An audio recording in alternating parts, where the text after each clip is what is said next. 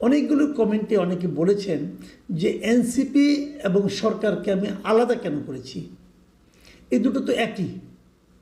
যদি এই দুটোকে আমি এক ধরি তাহলে এনসিপি এবং সরকারকে দায়ী করে দুটো যোগ করলে 49 এবং 13 যোগ করলে হয় 62%।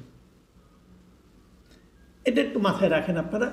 আমরা আসেন এবার মন্তব্যের দিকে যাই। প্রথম যে মন্তব্যটা পড়ছি লিখেছেন সুপার রফিকুল। তিনি লিখেছেন, এনসিপি একটি রাজনৈতিক দল, তাদের অধিকার আছে পুরো বাংলাদেশে জনসভা পথসভা করার।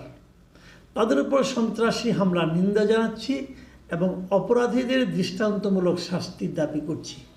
আইনুল হক লিখেছেন, লীগ দায়ী, গোপালগঞ্জে কেন অন্য কোনো রাজনৈতিক দল সমাবেশ করতে পারবেন না? গোপালগঞ্জ কি দেশের বাহিরের কোনো জায়গা?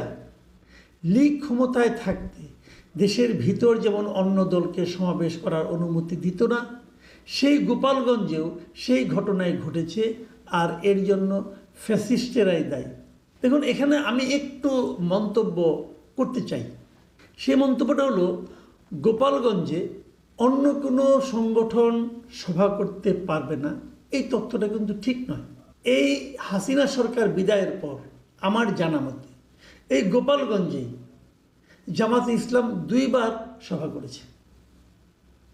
প্রথমবার সভা করেছে গত বছরের অক্টোবরে, সেটা কোটালীপাড়ায়, আর দ্বিতীয়বার সভা করেছে এবছরের 2025 সালের ফেব্রুয়ারিতে। জামাতের সেই সভায় কিন্তু কোনো রকম ঝামেলা হয়নি। এই জিনিসটা একটু, তথ্যটা একটু বিবেচনায় রাখবেন। কারণ বিষয়টা হলো কি, আমি বারবার বলে এসেছি যে এই সভাটা কে করলো সেটা যতটা ইম্পর্টেন্ট, তার চেয়ে বড় ইম্পর্টেন্ট হলো সভার পটভূমিটা কী তৈরি করা হয়েছিল এবং সেখানে কি স্লোগান দেওয়া হয়েছিল, যা নাকি গোপালগঞ্জের অনেক মানুষের মনে হয়তো আঘাত দিয়েছে। এটা হতে পারে একটা কারণ। যা হোক, তবুও এই মন্তব্যটা অবশ্যই গুরুত্বপূর্ণ। আমি এরপরে যে মন্তব্যটা পড়তে যাচ্ছি সেটা লিখেছেন শহীদুল ইসলাম। তিনি লিখেছেন, আমার মন্তব্য হলো, অন্যায় যদি কিছু করে থাকে শেখ হাসিনা করেছে, কিন্তু শেখ মুজিব তো কিছু করেনি। মুজিব একটা দেশের সৈনিক, যার নেতৃত্বে বাংলাদেশ স্বাধীন হয়েছে। তার নেতৃত্ব কি মুছে দিতে চায়? অকথ্য ভাষায় তারা শেখ মুজিবের নামে বক্তব্য দিয়েছে, যার কারণে আওয়ামী লীগ গোপালগঞ্জে ফুঁসে উঠেছে। ইউনূস সরকার নাবালক ছেলেদের কথায় ওঠে আর বসে। এরপরের মন্তব্যটা লিখেছেন আলী ইব্রাহিম। তিনি লিখেছেন, আওয়ামী লীগ ও ছাত্রলীগ বর্তমান সময়ে বলতে গেলে নিষিদ্ধ সংগঠন। তাদের নেতারা পলাতক, এমনকি তাদের দলীয় প্রধান পর্যন্ত পলাতক। সেই অবস্থায় এনসিপি কেন আওয়ামী লীগের সাথে গায়ে পড়ে ঝগড়া করতে গোপালগঞ্জ গেল? জীবন বাঁচাতে সেনাবাহিনীর সাজোয়া যানের ভিতর করে পালিয়ে আসতে হলো। সুজন আলী লিখেছেন, আমাদের ভাগ্যকে দায়ী করি। আওয়ামী লীগ বলেন আর সরকার, এনসিপি, বিএনপি, আরও যত দল, সবাই ধোয়া তুলসী পাতা। তারা যা কিছু করবে সব ঠিক, আমরা সাধারণ মানুষ ভুল। বাংলাদেশ দেশের পরিস্থিতি কবে স্বাভাবিক হবে তা আমাদের অজানা। সামনে আরও খারাপ কিছু হতে চলেছে। বিশেষ সুজন আলী, আপনার কথার সঙ্গে কিন্তু আমি একমত। আমারও মাঝে মাঝে মনে হয়, এই যে এত আন্দোলন, এত রক্তক্ষয়, এত জীবনদান, আমরা কি পাচ্ছি বিনিময়ে? আমরা একটা স্বৈরাচারকে হটালাম, তারপর আমরা কি পেলাম?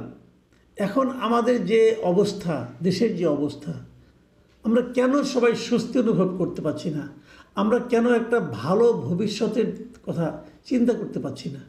এরপরের মন্তব্যটা লিখেছেন, এটাকে ছদ্মনাম মনে হচ্ছে, বাংলাদেশ এই নাম তার। তিনি একটা বড় মন্তব্য লিখেছেন, এটা আমি কেবল পড়ব। তিনি লিখেছেন, শ্রদ্ধেয় মাসুদ কামাল স্যার, আমি আপনার ভিডিও নিয়মিত দেখি এবং আমি দেশের একজন সাধারণ নাগরিক।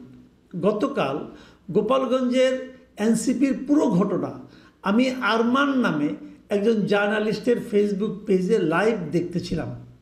হাসনাত যখন স্লোগান দিচ্ছিল, গোপালগঞ্জের মাটিতে দাঁড়িয়ে বলছি মুজিববাদ মুর্দাবাদ, বারবার এই স্লোগান দিচ্ছিল।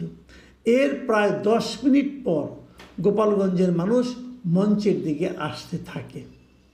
কিছু দূরেই তারা ছিল। প্রোটেস্টারদের উদ্দেশ্য ছিল মনে হচ্ছে প্রতিবাদ করা ওই স্লোগানের। সামনে এগিয়ে আসতে চাইলে পুলিশ টিয়ার সেল ছুঁড়ে। এরপর আমি সাংবাদিকদের মুখে শুনতে শুনি, ও মাই গড, আর্মি গুলি করছে।